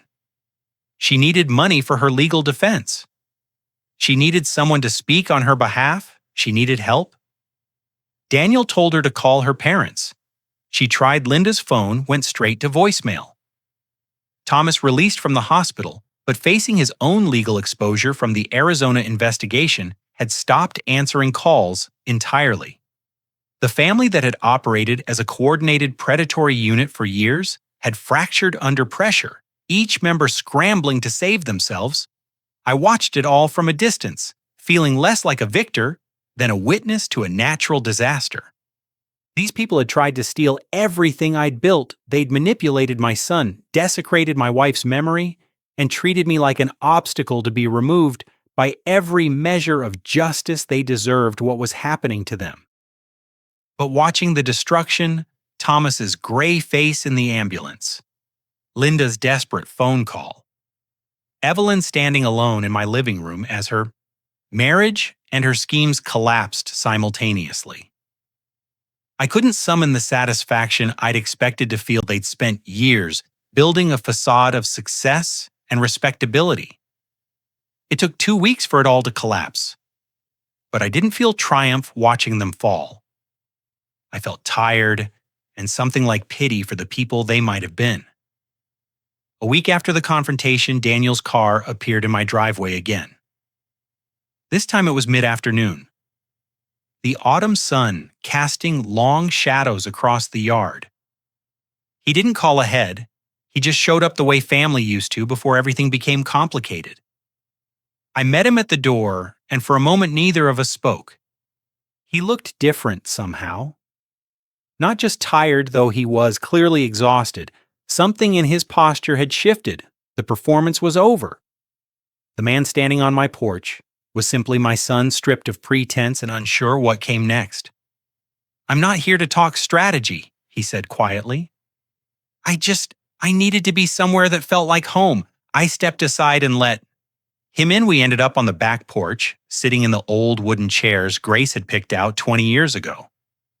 This was where she and I had spent countless evenings watching the sun sink behind the mountains, talking about nothing and everything after she died. I'd avoided the porch for months. The emptiness of the second chair had been too much to bear. Now Daniel sat in it, and the rightness of that felt like a small grace. For a long time, we shared silence. The kind of silence that doesn't need filling, that exists between people who've been through something together and don't need words to acknowledge it. A hawk circled lazily in the distance. Riding thermals I couldn't see. Finally, Daniel spoke. I keep trying to figure out when it started. His voice was rough, as if the words had to fight their way out when I stopped being myself and started being whoever she needed me to be. But there wasn't a single moment. It was gradual. So gradual, I didn't notice until I couldn't recognize myself anymore. I waited, letting him find his own pace in the beginning. She was everything I thought I wanted: smart, confident, ambitious. She had this way of making me feel like I was the center of her world. He laughed bitterly. I didn't realize she was just figuring out how to manage me by the time I understood what was happening. I'd already handed her all the control, my finances, my friendships, my relationship with you and Mom. She isolated me so carefully I thought I was making my own choices. "Why didn't you come to us?" Shame, the word came out like a confession. I was ashamed that I'd let it happen, that I couldn't see what she was doing, that I was too weak to stop it. He turned to look at me, his eyes red-rimmed, and I kept thinking I could fix it from inside, that if I just understood her better, loved her better, tried harder, I could change things, make it work. He shook his head. I was wrong about all of it.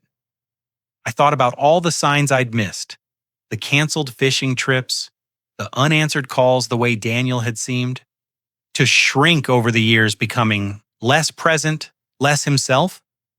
I'd attributed it to work stress, to the normal drift that happens between parents and adult children. I'd never imagined he was drowning. Your mother saw it, I said before any of us. I know. His voice cracked. I've been thinking about that a lot. How she tried to warn me and I didn't listen. How she must have felt watching what was happening and knowing she couldn't stop it. I stood and went inside. Returning with Grace's letter, I'd read it so many times the paper had grown soft. At the folds, I handed it to Daniel and pointed to a section near the middle, the part she'd written specifically for him. He read it aloud, his voice barely above a whisper. "Danny, if you're reading this, you found your way back. I never doubted you would remember what I told you when you were 10. Courage isn't about not being afraid. It's about doing the right thing. Even when you were afraid for years, sweetheart, but you're not anymore. That's all the proof. Need that the boy I raised is still in there. Daniel stopped reading. His shoulders began to shake. The sound that came from him wasn't crying exactly. It was something deeper, more primal. The release of years of suppressed grief and guilt and fear. He pressed the letter to his chest and wept the way he hadn't since the day we buried his mother. I moved my chair closer and put my hand on his shoulder. There was nothing to say. Some pain can only be witnessed, not fixed. When he finally collected himself, the sun had dropped below the tree line. The porch was bathed in the soft purple light of dusk, the air cooling around us. "I'm going to testify," he said, his voice steadier now. "Whatever the investigators need, whatever the courts require, I'll tell them everything I know, you will." And I started seeing someone, a therapist, someone who specializes in, he hesitated, in helping people who've been in controlling relationships. "I need to understand how I let this happen. I need to make sure it never happens again." Nodded. "That takes courage too." We sat in silence again, but it felt different now, lighter. Somehow the weight of secrets and performance had lifted, leaving something fragile but real in its place. Rebuilding wouldn't be instant. I knew that trust once broken doesn't repair overnight.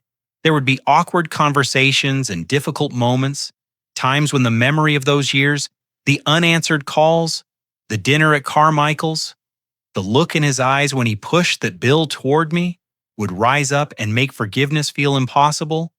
But Grace had understood something I was only beginning to grasp. Leaving the door open for redemption didn't mean excusing the hurt. It didn't mean pretending the betrayal hadn't happened. It meant believing that people could change if they chose to, and Daniel was choosing Dad. His voice was small in the gathering darkness. "Do you think you can ever forgive me?" I looked at my son. Really looked at him and saw the boy who used to build birdhouses in my workshop, who sat beside his mother's hospital bed, reading her favorite books, who had somehow found the courage to dismantle his own life in order to save mine I already have. I told him, "Your mother forgave you before she died. The only person left to forgive is yourself." He nodded slowly, absorbing the words. It would take time. But we had time now. The weeks that followed brought a rhythm I hadn't known in years. Daniel came by regularly, sometimes for dinner, sometimes just to sit on the porch and talk. We were relearning each other, filling in the gaps that years of distance and deception had carved between us. It wasn't always comfortable. Some conversations stumbled into painful territory and had to be navigated carefully. But we kept showing up, and that counted for something. One evening in late October, Daniel arrived with a bottle of wine and an expression I couldn't quite read. We settled into our usual spots on the porch, the autumn air carrying the first hints of winter's approach. He poured 2 glasses and handed one to me, then stared at his own for a long moment before speaking. "There's something I need to tell you." He said something I did that you don't know about. My chest tightened after everything we'd been through. I'd thought the secrets were finally over. "What is it, about a month ago, before the confrontation? Before any of this became public, I sent copies of everything to the FBI. He met my eyes, the recordings, the financial documents, the investigator's report on Helen Marsh, all of it. I also contacted authorities in Arizona and gave them what I had on the Phoenix case." I set down my wine glass. "You never mentioned that. I wasn't sure how you'd react. And I wanted to make sure it actually went somewhere before I said anything." He leaned forward, his voice intense. "It wasn't just about protecting you, Dad. It was about making sure they can't do this to anyone else. The Carters, they've been doing this for years. Helen Marsh wasn't the first, and you wouldn't have been the last. Someone had to stop them. Permanently, I thought about my son. The man I'd believed was too weak to stand up to his wife, too compromised to do the right thing. He'd been building a case for months, dismantling Evelyn's schemes from within, and then, without telling anyone he'd taken the evidence to federal authorities, because he understood that personal justice wasn't enough. You could have been exposed. I said, if Evelyn had found out, I know. But some things matter more than safety. He smiled faintly. Mom taught me that I just forgot. For a while, the investigation Daniel had triggered expanded faster than either of us anticipated. Within weeks of his initial contact, the FBI's Elder Fraud Division had opened a formal inquiry into the Carter family's activities, spanning multiple states. 2 other families came forward with stories eerily similar to mine and Helen Marsh's, a couple in Nevada, whose elderly mother had signed over her savings before a mysterious fall, and a widower in New Mexico who had been isolated from his children before his assets were transferred to caregivers he barely knew. The connections were undeniable. The Carters had been running variations of the same scheme for nearly a decade. Linda faced federal charges for wire fraud related to the money Evelyn had funneled to her parents across state lines.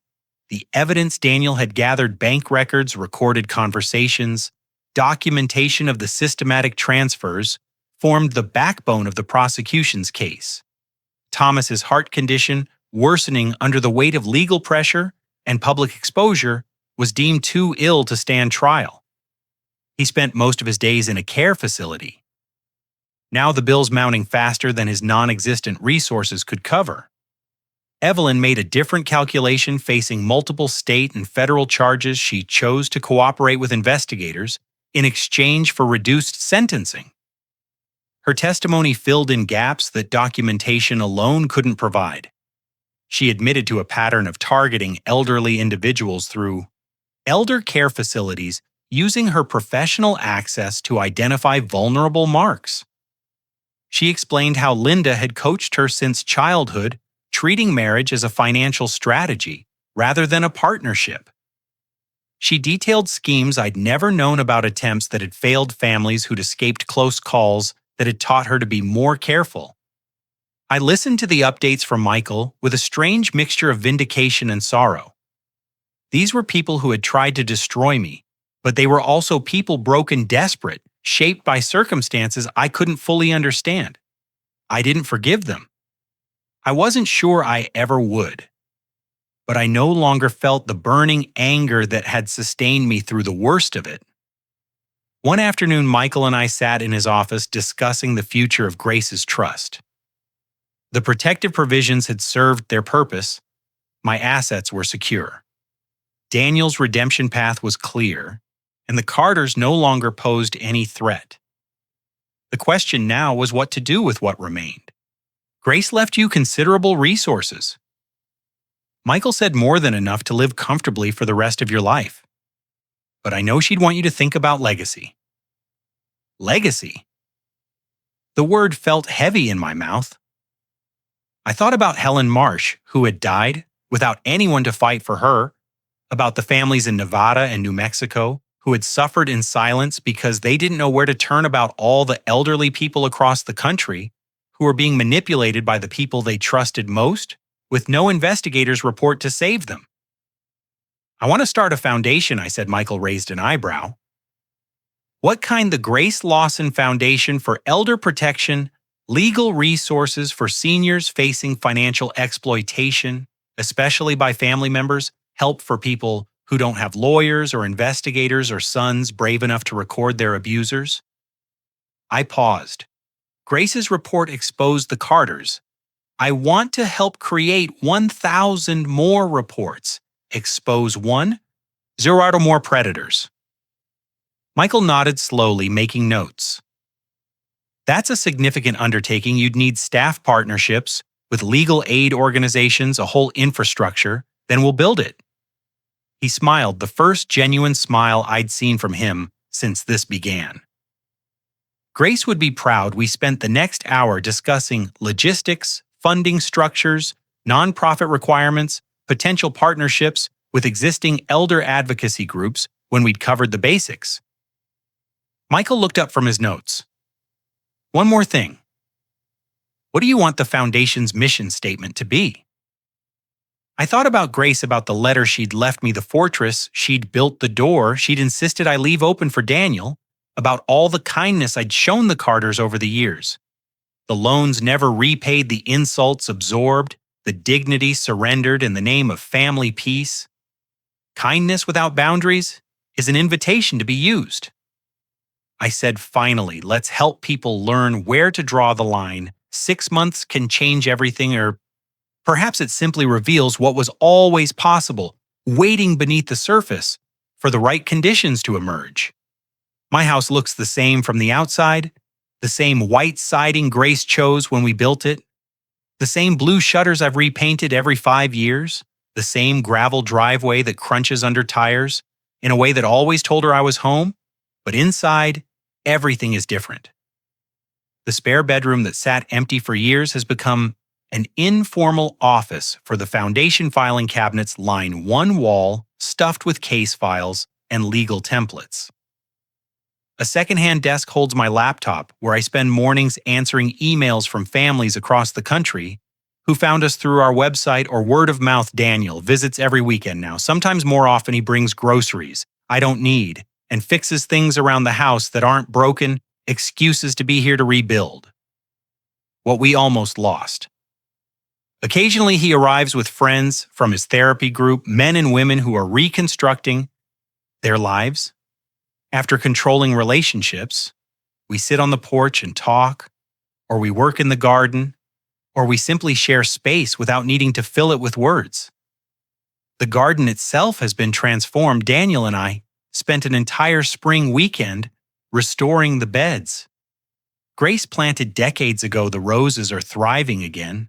The herbs have spread beyond their borders. Life stubbornly reasserting itself. The world kept turning while we healed, and the people who tried to destroy us faced their own reckonings. Evelyn accepted a plea deal, 5 years probation, mandatory counseling, community service, with an elder advocacy organization. The irony wasn't lost on me. She'll never fully acknowledge what she did, her therapist reports, that she still frames herself as a victim of circumstances rather than architect of harm. But she's no longer a threat. The legal constraints ensure that, and her own diminished circumstances do the rest. Thomas Carter never recovered from the stress of exposure, his heart weakened by years of hidden disease and the strain of maintaining an elaborate fiction. Gave out 3 months after the confrontation. In my living room, I didn't attend the funeral. Neither did Daniel. Linda, alone now and facing her own federal charges, took a plea deal that kept her out of prison in exchange for testimony against other members of the network she'd helped build over the years. Last I heard, she'd moved to Nevada to live with a distant cousin. Her social standing and financial resources both exhausted the Carter family home, that sprawling colonial where they'd performed prosperity for so many years, sold at auction to a young couple with 2 children. I drove past it once, a few weeks after they moved in. There were bicycles in the driveway and a swing set in the backyard. The hedges that had hidden the foreclosure sign were gone, replaced by a vegetable garden. New life in a space that had held so much deception. Daniel's divorce was finalized in April. He signed the papers without ceremony, closed that chapter of his life with the same quiet determination he'd shown throughout a month later. He introduced me to someone new, a woman named Sarah, who works as a librarian at the community college. She laughs, easily asks questions, because she's genuinely curious about the answers, and looks at Daniel with uncomplicated affection. When she shook my hand for the first time, her grip was firm, and her smile reached her eyes. I liked her immediately. On the anniversary of Grace's death, I drove to the cemetery with a bouquet of yellow roses, her favorites, the ones she always said reminded her of sunshine captured in petals. The grounds were quiet in the late afternoon light, the grass still green. Despite the approaching autumn, I found her headstone and settled onto the small bench I'd had installed years ago, when sitting on the ground became harder than my pride wanted to admit. I have a lot to tell you. I said I told her about the foundation, 17 families helped in just 6 months legal. Resources provided, predators exposed, boundaries drawn. I told her about Daniel, about his therapy and his healing, and the way he'd become an advocate himself, speaking at community centers, about the warning signs of financial exploitation. I told her about Sarah and about the garden and about the way her roses had bloomed brighter this year than any year since she died. And I told her she was right about Evelyn, about the investigator, about leaving the door open for Daniel, about everything she'd seen the storm coming 5 years before it arrived, and built a shelter I didn't know I needed. She trusted that our son would find his way back. Even when I'd given up hope, she'd understood that protection and love weren't opposites, that sometimes the most loving thing you could do was prepare the people you cherished for battles you wouldn't be there to fight. The sun sank toward the horizon, casting long shadows across the grass. The light turned golden, then amber, then the soft purple of approaching dusk. I sat with my wife's memory and felt something I hadn't felt in years. Peace. Not the absence of pain that never fully leaves, but the presence of something stronger, purpose. Connection. The knowledge that what I'd built would outlast me, that Grace's foresight would protect people she'd never meet, that our son had become a man she would have been proud of. I stood slowly, my knees protesting the way they always did now, and placed the roses against her headstone. Thank you. I said, for everything I didn't win by destroying anyone. I won by protecting what mattered and letting go of what didn't. Grace taught me that love isn't just about holding on. It's about knowing what's worth fighting for. I finally understood, and for the first time since she left, I felt like I'd made her proud. And that is the story of how one dinner invitation revealed a conspiracy that had been building for years. Richard Lawson walked into that restaurant expecting a family meal and discovered instead that the people closest to him had been planning to take everything he had worked his entire life to build. But what Evelyn and the Carters never anticipated was that Grace Lawson had seen them coming half a decade before they made their move. She built a fortress her husband did not know existed and left the blueprints with a trusted friend waiting for the day Richard would need them. This story reminds us that kindness should never be mistaken for weakness, and that the people who underestimate quiet strength often learn that lesson too late. It also teaches us that redemption is possible when someone chooses courage over comfort, as Daniel did when he decided to stand with his father instead of the woman who had manipulated him for years. If this story moved you, if it made you think about the importance of protecting yourself and your loved ones while still leaving room for forgiveness, I hope you will share it with someone who needs to hear it. Perhaps someone who has felt taken advantage of by people they trusted, or someone who is watching a family member be mistreated and does not know how to help. Leave a comment below and tell me what moment in this story affected you the most. Was it Grace's letter from beyond the grave, Daniel's secret recordings, or Richard's final words at his wife's graveside? I read every comment, and your thoughts help shape the stories we tell next. Thank you for listening until the very end.